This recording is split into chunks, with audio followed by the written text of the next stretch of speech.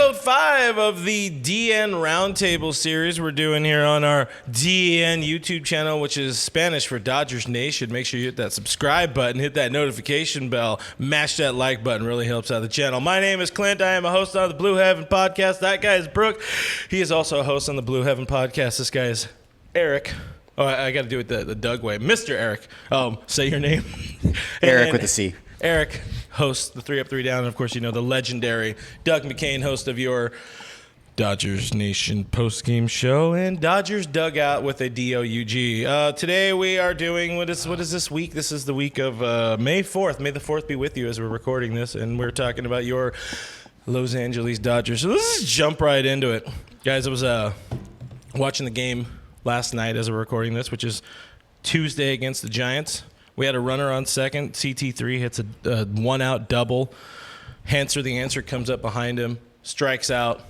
And it got me thinking. It's like, you guys remember back in the good old days, like productive out, small ball, getting a runner over to third? Are we ever going to see small ball happen again, and do we care? Do we have any thoughts, any ill qualms about situational hitting in baseball? Eric, I want you to lead off. You know, I think we do a bad job of doing a lot of things in black and white as sports fans. It's either you have to be all small ball all the time or new school all the time. Mm-hmm. And I think there is a mix of both. And you saw the Giants do it last night, which was Tuesday night. Move the runner over, bunt. I think they can do both. It's not Dave Roberts is just not really in his DNA. A lot of the times he does like to call some really bad hit and runs at times. But I think it'd be a good mix of both. I'd like to see like 5% small ball and 95% of what the Dodgers have done in the past, which is, hitting, going for extra base hits, and not wasting outs, so to speak. Yeah. Situational hitting. What are your thoughts? Are we going to see it again? Yeah, I like how you talked about the bad hit and runs. When you got Gavin Lux at the plate and Edwin Rios on first base, I think that's what you call a bad hit and run. I think, though, the way that the world has trended with baseball, obviously the long ball's popular. It gets fans out of their seats. It gets them excited. So naturally, baseball said, we got to kill that. We got to squash that. Get a new ball in there that doesn't fly. I think they described it like hitting a foam ball when they're hitting it. Mm-hmm. Maybe that change brings some things back. The Athletic had an article today talking about them hitters changing their approaches and trying to make it more of a line drive, flat approach, and that can change into small ball again. Maybe we will see bunts start coming back. Maybe we will see base runners trying to steal bases again more often. Maybe we will go back to that era because now the guys who are trying to hit the balls out, Cody's ball yesterday, the pitcher even said, I thought that was 10 rows up. Fell just short of the warning track. It wasn't even... you looked at the expected batting average, wasn't even that high where it should have been. So there's a chance it changes, and there's a chance that baseball is accidentally making that change. And as we see into 2023 with the the shift going away or being severely reduced, you'd think the situational hitting, and I'm thinking more so of the productive out to the right side there. Hanser should ground out to second base. CT3 gets the third. That's the way you played the game back in the day. Freddie Freeman's very good at that. Freddie Freeman he's good at everything. He's magical at baseball. But what do you think? You think that maybe that DH thing or the shift ban changes things by 2023?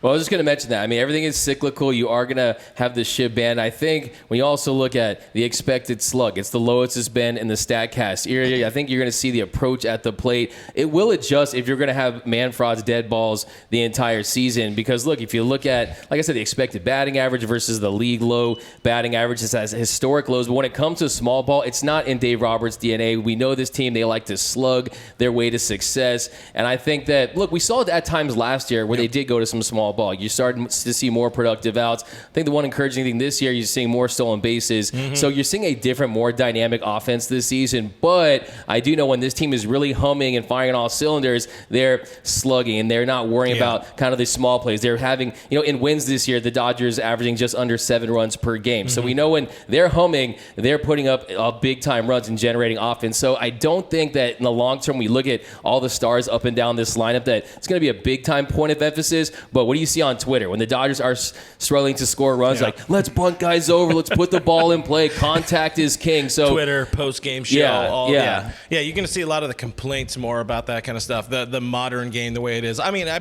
don't mind it in that situation still, though. When you see the strikeout, you don't see the ball put in play in some way. You take away an opportunity. And granted, it's CT3 on second base. chances are he's scoring on any base hit, but still, and it would have been 2 outs, but still, you'd like to see that maybe integrated a little bit more. I don't care either way. It's one of those things that popped in my head, and I was like, hey, you know what? I need round table questions. Moving on, another one from yesterday, being Tuesday against the Giants in Los Angeles at Dodger Stadium. Cooper Kupp, Rams champion, is out there throwing the first pitch at Dodger Stadium. I was just kind of thinking about it. I was like, who actually cares about this? I want to see you guys. Do you guys in any way care about players from other sports going to baseball games to throw out the first pitch? You go first. I only care about Anthony Davis throwing out the first pitch just because it looks ridiculous. Like, I mean, when you're that long and lanky and you're throwing a baseball. Funny enough, he hit the IR for 3 months after that, didn't he? Yeah. Oof, rest in peace. I really live for the bad first pitches. I don't really care about the ones who hum in strikes, which, by the way, Cooper Kupp hummed in a strike. That thing was zooming in from there. Like, just from the box, I was like, hey, he threw that thing pretty damn hard. Someone get the StatCast on that guy. But I don't personally care. I prefer to see non-athletes do it because it's a lot funnier. You got any thoughts on it? I love it. I mean, you're talking to a Rams fan, a Lakers fan. I mean, I think we all really enjoyed, you seeing all those UCLA, whether it's a UCLA legend, whether it's, Kobe Bryant, whoever it is. I always think it's great to see a former athlete throw the first pitch. It is fun when someone like 50 Cent, a non-athlete, absolutely ruins the first pitch. It's almost great internet fodder. He's a bat. He probably planned it. He is a bat sometimes, occasionally, only during the Super Bowl. But, yeah, anytime I can see a Super Bowl champion, the best wide receiver in the NFL throw out a first pitch, I want to see that. You got any quick thoughts on that one, Douglas? Yeah, I mean, I'm with you. I like 50 Cent, like the mayors of Cincinnati, if you saw his first pitch back in the day. But I think it's a cool honor. I mean, I was at the game on Friday, and they had Jaime Jaquez Jr., the UCLA basketball player, and I was like a little fanboy out there like, Jaime, fours up, go Bruins, and all this stuff, like trying to keep it contained. But the cool thing about him is he actually pitched it off the rubber. He threw a strike. That's a thing. And when he do that, I respect the guys that throw it off the rubber. So to me, I think it's a cool honor. I think it's one of the coolest things about the pageantry of the game. It's a nice tradition. I like seeing different. I think for me, it's not as much. One of 9 first pitches coming out this week. But I also like the fact that you get the first pitch, but I also like to see celebrities in Dodgers uniforms. You know what I mean? I think that's the cool thing for me. Yeah. When Russ threw out the first pitch, like teared up a little bit. Of course. That didn't end well. But yeah, I do think Kim it's Kardashian, cool. same thing happened. Kim K, Courtney. Yeah, I mean, Jenna Marbles. Kareem. that was a good one. Throwback. Yeah. Psy back in the day. I think it's funny because there's so Jenna many Marbles opportunities. was drunk as shit when she did it, so that was hilarious. Is that why she canceled herself? Because I know she did. But I would go out hammered to throw out the first pitch. Oh, yeah, right? With you. I'd be pumping the crowd up. They'd be like, can you just throw the first pitch? Would you be wearing the Budweiser jersey? Shirt off, ripped it off, and just fire in the first pitch, and they're like, "Oh God, put your shirt back on." That would be a good heel turn video that maybe gets you that Modelo sponsorship. You wear the Budweiser jersey, and you're like, no, and you throw it on the ground. You got the model shirt on. Model shirt on. Yeah. Calling everybody brother. with his NASCAR alter ego, Brooke Bodine Jr. Brooke Bodine Jr. Moving on, we just passed the 10. And by the way, if you guys have any thoughts on any of these topics, drop them in the comments below. But we just passed the 10-year mark of being free of the evil that was Frank McCourt. Doug just dropped a fantastic video on our Dodgers Nation YouTube channel. Check it out if you haven't watched it yet. It's doing great. We appreciate the work and the hump and hustle you always do by putting into that video. Came out really, really good. But looking back, guys, what is the most wild or stupid headline from the Frank McCourt ownership era that you could recall off the top of your head? And Doug, this is most fresh on your mind. What was your favorite? Either like oh crap, I forgot about that, or like, wow, that was really dumb. I mean, without question, there was a lot of really head-scratching headlines when he sunk the Dodgers into bankruptcy, as like we called the mini documentary. What did Gary call it? The YouTube. I don't know. He had like a whatever, but I think for me it was easy. The DocuTube. And I think for me it was easy them paying a Russian psychic $100,000 a month to stay back in Boston and think blue. He was up in front of his crystal ball thinking blue, wishing the Dodgers well. Bless up to Vladimir To me, Spunt. that had to be absolutely rock bottom because it was just extremely weird. Also, I would say too is that Jamie McCourt had a plan to run for president, and they were trying to scheme back in the day. So she was trying to get her Hillary Clinton on, back in the day. They thought they had it like that. So I think they were very Clinton-esque as a couple, the dynamic between Jamie and Frank McCourt. But it had to be those two. But she's the one who cheated. Yeah. on the driver. Hey, man. Bless up. And the reason why I got her that driver was because her eyes, she said, her eyes weren't working properly. I'm like, hey, man. I think Doug should just do this whole McCourt thing. Yeah, I know. I mean, Hey, can you just do it all an audiobook? Yeah, You're no, like the TMZ for Frank McCourt. well, hey, that's like our era, right? That's our era. I mean, we thought we had it good in 2008, Yeah. 2009. We're like, hey, man, we grew up with no success. We're like, we'll take the NLCS appearance Oh, yeah. and a lot of that homegrown talent. But, yeah, anything that stand out for you, Eric? I mean, first off, I gotta Doug's say, hosting I miss messing the with Think you, good. Blue sign in the I do outfield. miss the I Think enjoyed Blue. that. That was a nice touch. He did 7,000 horrible, awful, horrific things, but that was one thing I really enjoyed from Frank McCourt. The headline for me will always be, and still is, creating the parking lots as a separate business entity, creating all these shell companies. yeah. I mean, that was slick Bostonian businessman right there. Greasy, as oily as Steve Lavin's hair on game day for the Bruins. I mean, that is what stands out to me, is the parking lot thing, which So- he still owns. So Doug and I kept going back and forth on this, and is Frank McCourt the most evil man, the worst owner, or is he the smartest super villain of all time? He's Hank Scorpio level of stuff, and that's a Simpsons reference, man. This guy, I wouldn't understand it. yeah, the things he The did, McGenius. That's what I was calling I'm it. going would to kill imagine- someone on your way out. That'd really help me out. really help out the channel.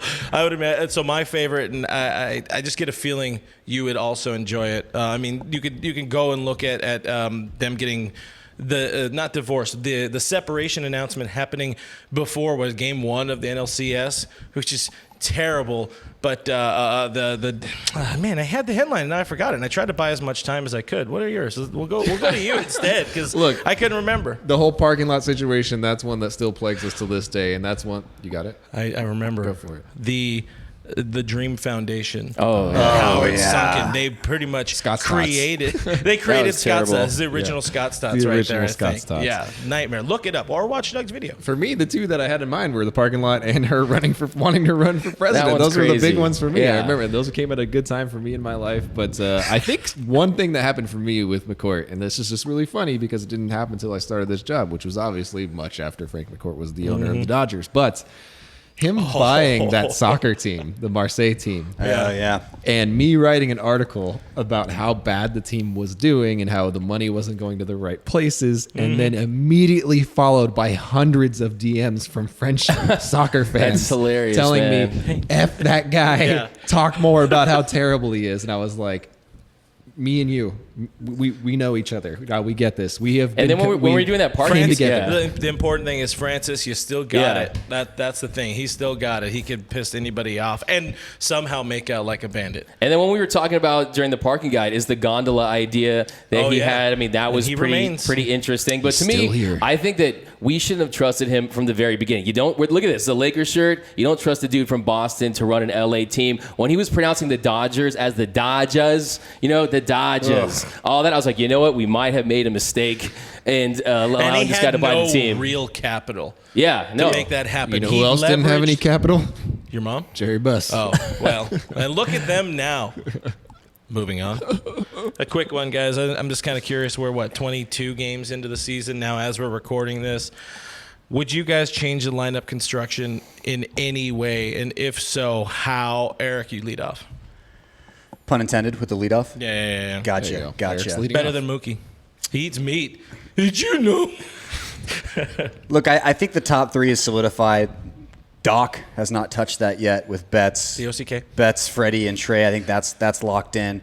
But I like it. I mean, I think Turner needs to stay in the 6th spot. I think that's as low as he should go. that was But solid. moving Turner down in the order is what needs to happen. It also shows you that even if you're the team captain, even if you've done all the things that Turner's done for the Dodgers, you still got to earn your keep on this team. So I would love to see that. I'd also love to see some more Edwin Rios, some more Eddie Money in the lineup. Is he still on the team? He's still on the team. I was Rios. beating that drum last week, but I wouldn't change much. I would just leave Turner in the 6th spot until he proves it, and I'd probably leave Muncy, no lower than 5th in the order, which he's done pretty consistently. Doug, any quick thoughts?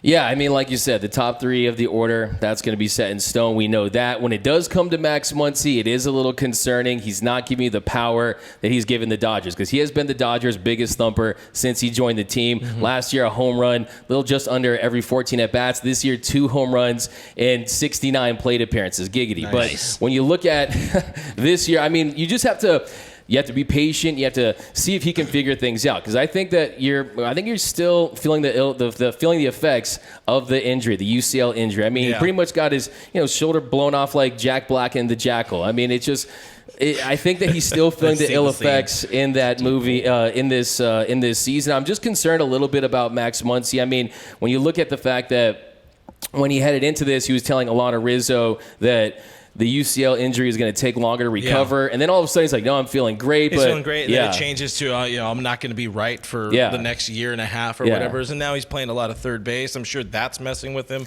But I will say, though, I mean, I think I want to bat Will Smith as high in the order as you can. I think that you move him to the cleanup spot. I think Will Smith, if you look at his numbers, he hasn't even really hit his stride offensively. But I trust Will Smith. I think it's time to have a little bit of a change of the guard in the middle of the order right there. We saw Justin Turner. His numbers aren't very encouraging. Max Muncy's are a little more encouraging with his barrel percentage, his BABIP, but walk rate. When you look at the on-base, still a 310 on-base percentage.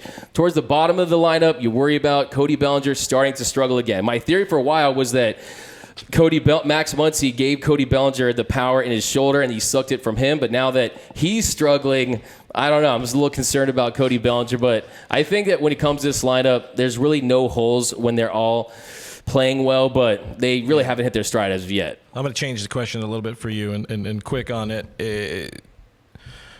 Gavin Lux, Hanser Alberto, which of those two would you rather have in the lineup, assuming that would mean Alberto is playing third base and Max is probably playing second and Gavin's on the bench? Here's the deal. Hanser Alberto has yet to find his stride, okay? Most of his at-bats end in a broken bat.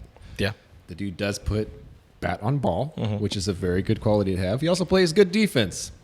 Gavin Lux does not play good defense. Max Muncy does not play good defense. With that in mind, it a little at second? Question mark. I don't know.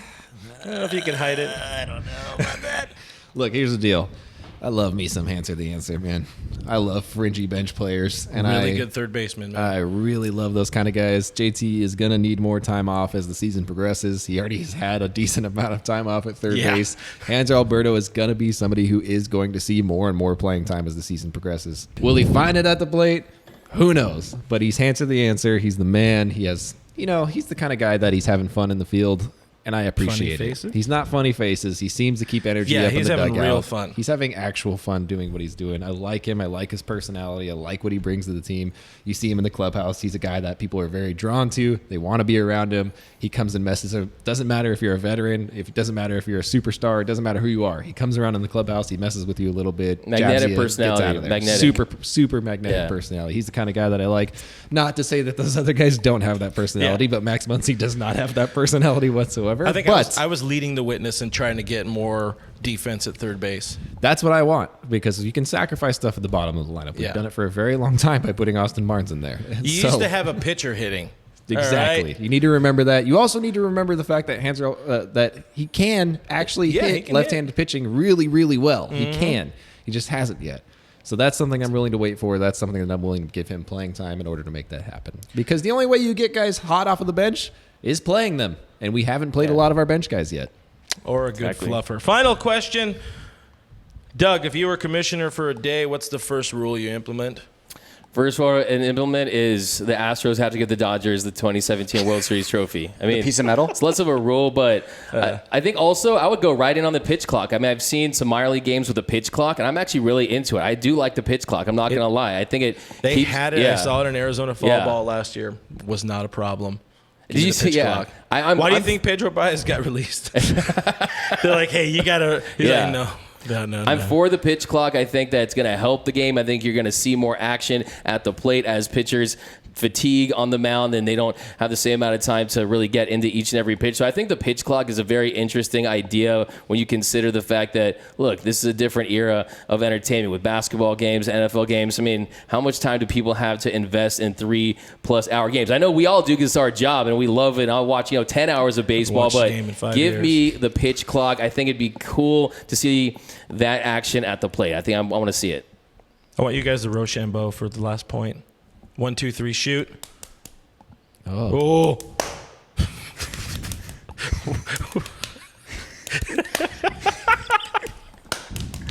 I loved where you were doing it from the whole time, just by like the way. Shooting from here? Yeah. All right, final thought.